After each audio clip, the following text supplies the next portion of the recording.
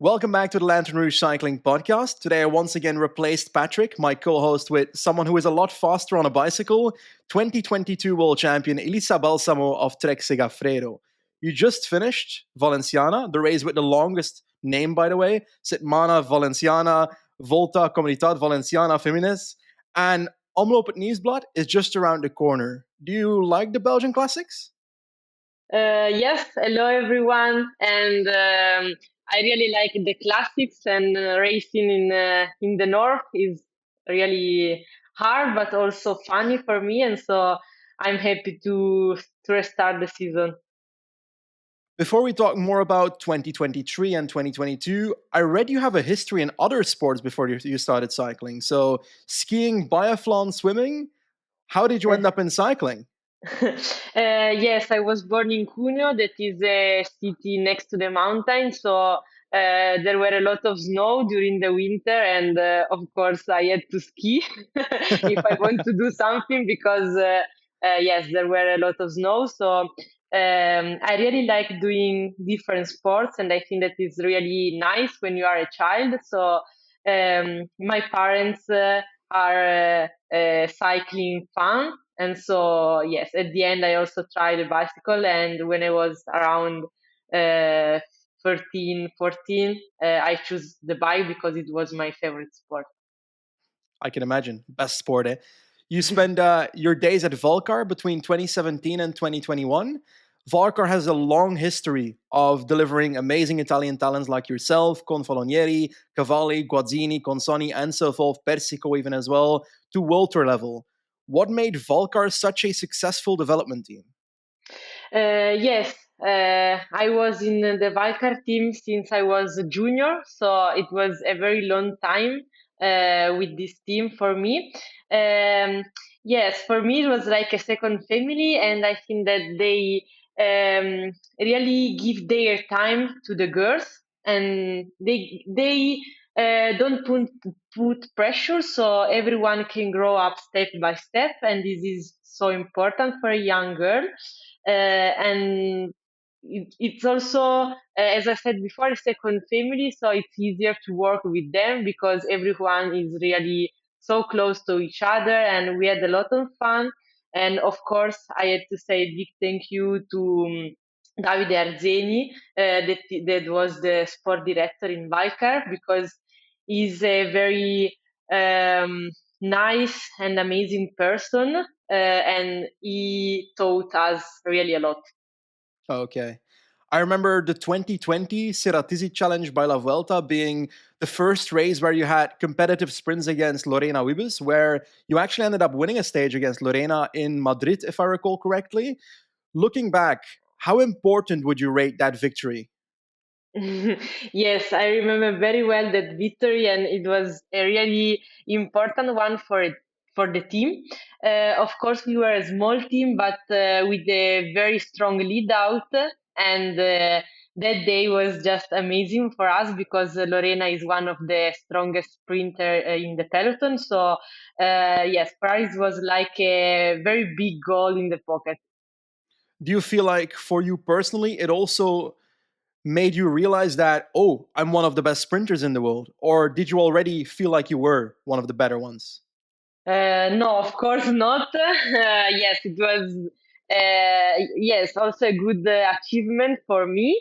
But as I said before, I really think that this one was a team win, like a lot of in the cycling. But Yeah.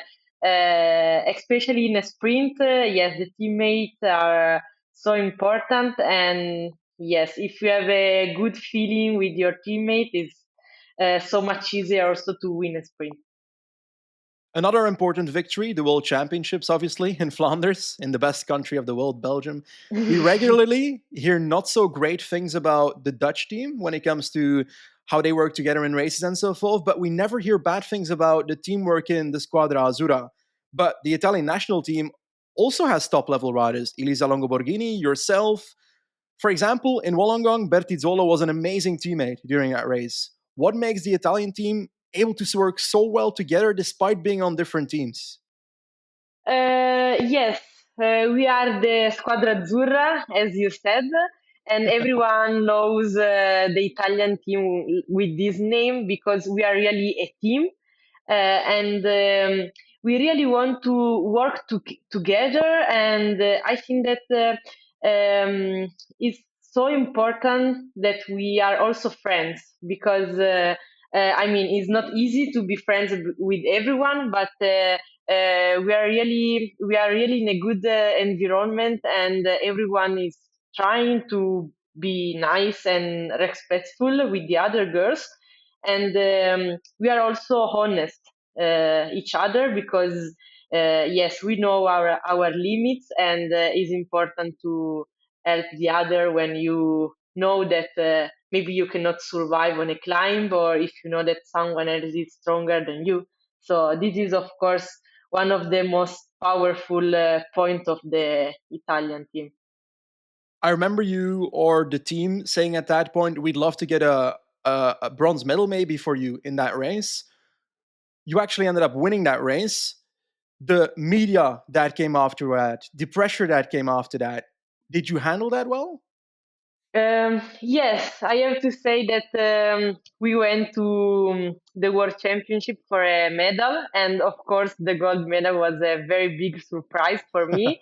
But then I really love racing with the rainbow jersey. It was an amazing year for me. Honestly, I have to say a big thank you to my team Trek Segafredo because they did a really great job for me, not only during the race but also out of the races because Mm-hmm. wearing this jersey is not so easy, but everyone was protecting me, and it was really nice for me also training every day with the rainbow jersey. This video is brought to you by Zwift. Whether you're just starting out on your cycling journey or are looking for those final tune-ups ahead of a big event or race, Zwift is the online cycling platform that makes things fun. There are 9 different worlds, thousands of kilometers of virtual road, including replicas of real-world climbs like Alpe du Zwift. There's workouts, training plans, events, and even races for every level of rider. Zwift's massive community means you're never alone on the road. So if you want to know more about Zwift or want to start your 7-day trial for free, head to zwift.com below.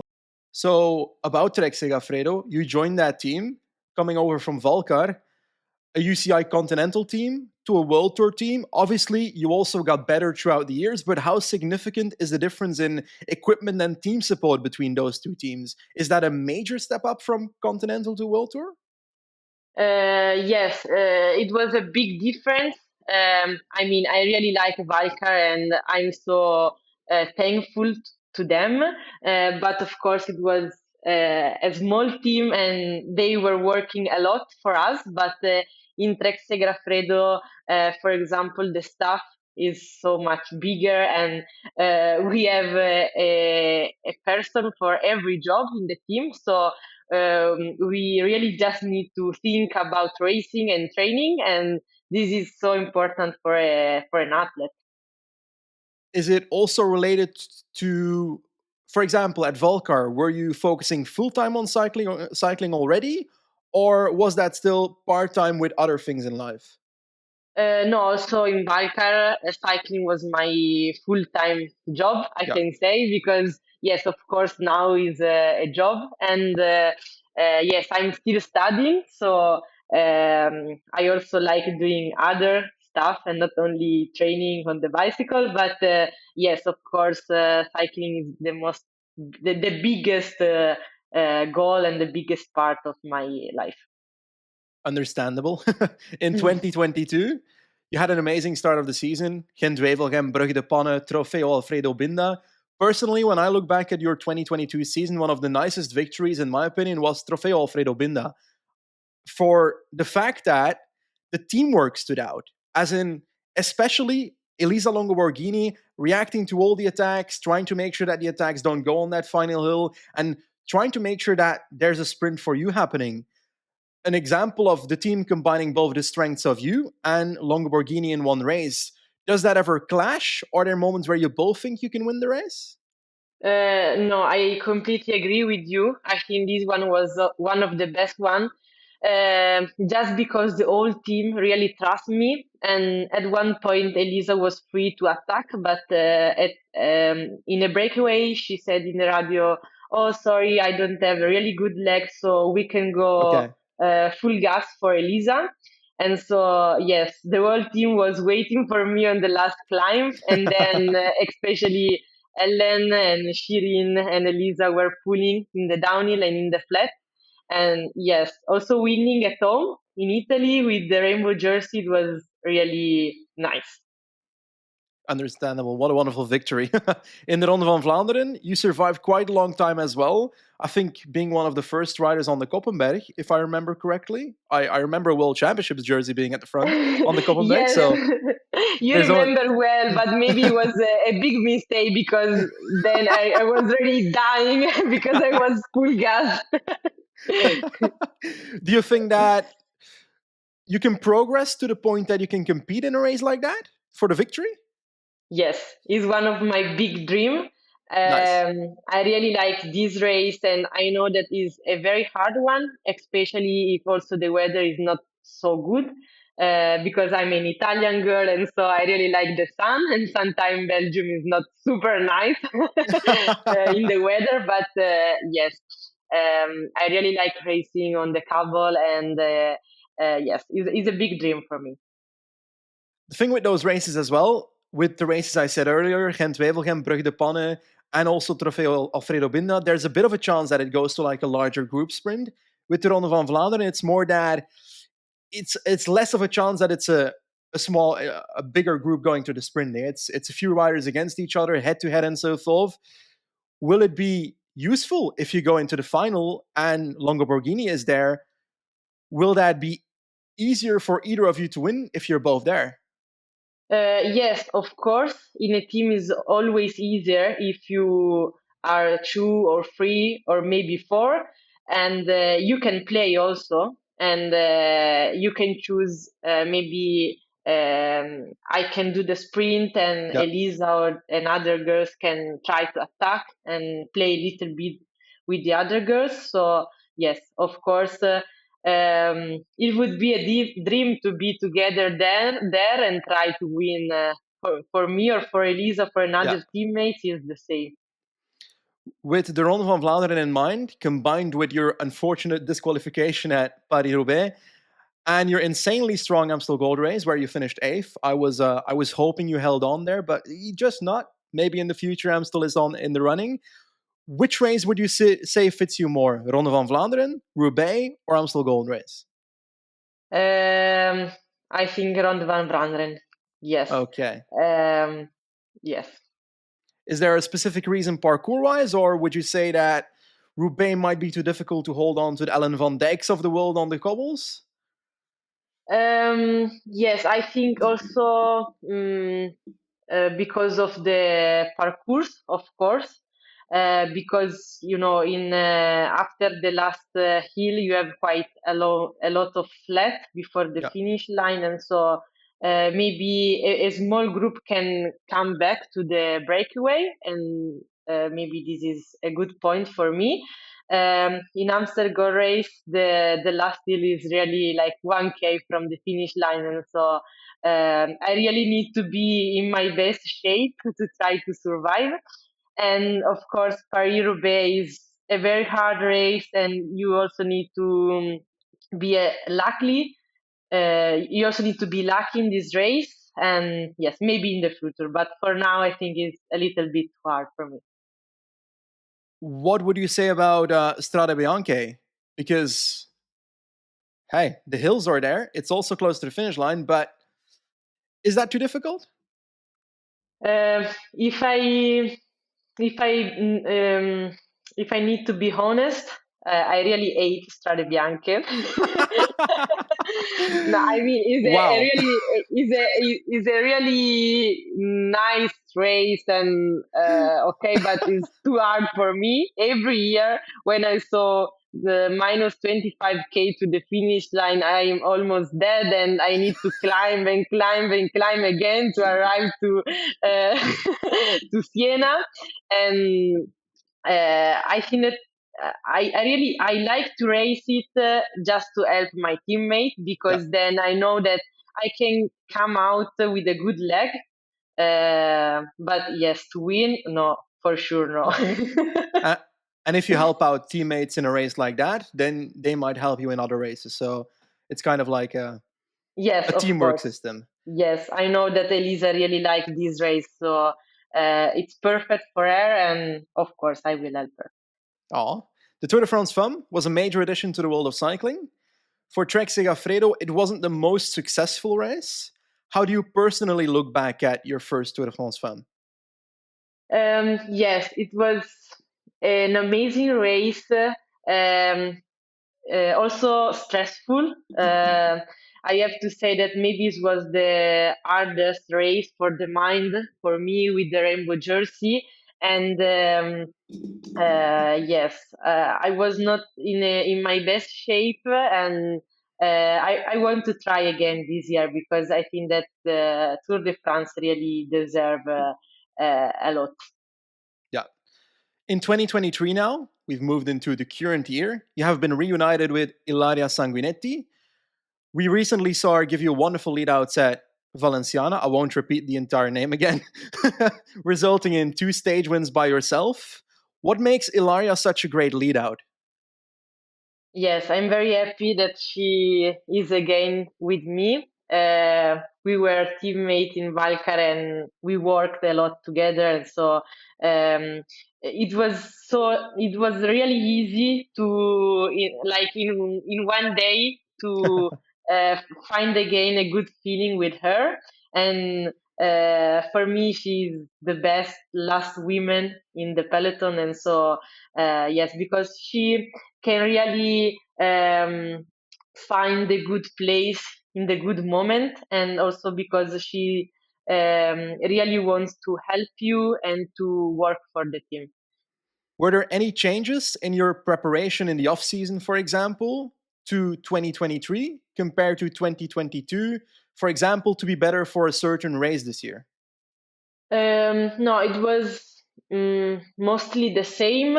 This year, I started the season with the Trek European Championship, and so of course during the winter, I also train a lot in the track, most than last year. But um, I was also riding maybe a little bit more, some more hours to try to be ready also for the classics race because they, of course, are longer. One of the longest races in the calendar, and so yes, but not so many difference. Track cycling, you just spoke about it, is important in your life. Road cycling, pretty important as well, I would say. How important do you rate them against each other? Is there one that is more important than the other? I really like both. So I had a lot of fun on the track in the last years, but also road is just amazing for me. So as long as I can, I will ride both. And yes, of course, now I think that the road is a little bit more important. So I'm racing more on the road than on the track, but I think that also Paris 2024 is a big goal for the track, and so we are working also for this. Now, you say the road is a bit more important now. The Super World Championships arrive combining the track and the road world championships in one major event. They arrive closely after the Tour de France Femme this year. Is that a problem? That is that too close? Yes, I think it's not a good calendar for the athletes who are racing track and road. So it's going to be very difficult, but it's also true that there is still a long time to August. So Mm-hmm. it is difficult to say now what I will race, what I will do, but of course, I think that it is not a good decision for me because maybe we need a little bit more time in between the track and then the road because, yes, it's very hard to do both now. Yeah. And we look at that for a second. From what I heard, you are riding Omloop, Strade, Brugge de Pannik, and Wevelgem Tour de France Femme. Will you also ride other classics and the Giro Donne this year? Or is that not public yet? No, I will not race Giro because, yes, as we said, I think that Tour de France and Track and Road World Championship are very close. So I Yeah. think that also with Giro is going to be too much. And yes, for the classics, we are waiting because I think that the team has to choose also for Roubaix and Amstel, but I'm pretty sure that I will also race Amstel. Amstel.